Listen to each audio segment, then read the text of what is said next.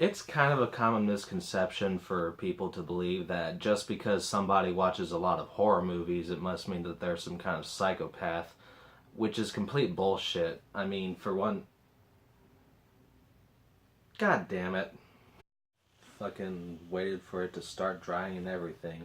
Anyway, tonight's movie review is on Found, which follows a little boy who loves to watch horror movies with his big brother.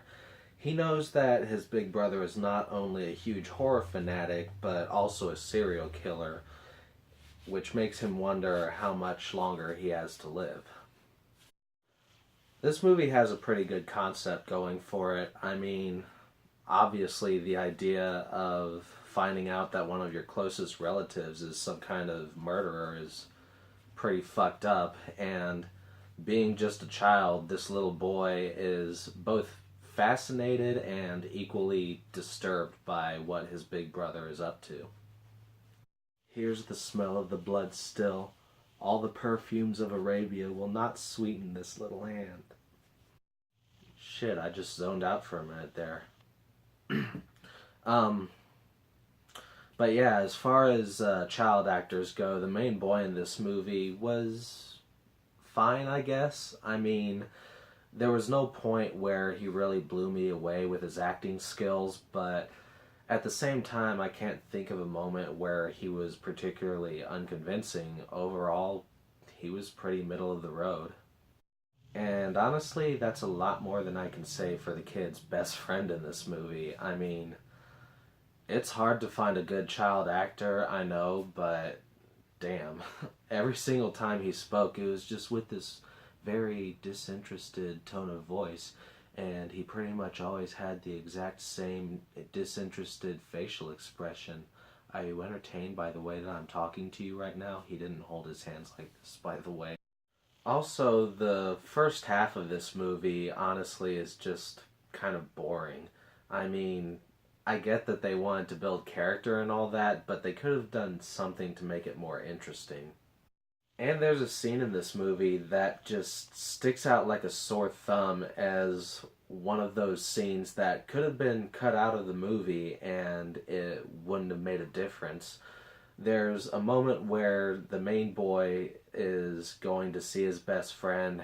They're hanging out together, and they're surrounded by all of this horror merchandise and Halloween decorations, creepy things, and I was thinking, his best friend has a pretty sweet place, and then it just turns out that they're trespassing on somebody else's property and they run away. Yeah, there was absolutely no point to that scene. It didn't affect the plot in any way. There was no character building. It was just nothing. By the way, I almost forgot to mention that there's a movie within this movie called Headless, which contains some of the goriest scenes in Found period, and it is so ludicrously over the top in how much it's trying to disturb its audience that's kind of laughable, which may have been intentional on the filmmaker's part. And for anyone out there who's about to point it out, I am aware that Headless was made into its own feature-length film, but I'm really not interested in seeing it, so don't ask. I think it's fine as just a movie within a movie, and that part's definitely gonna stick with me.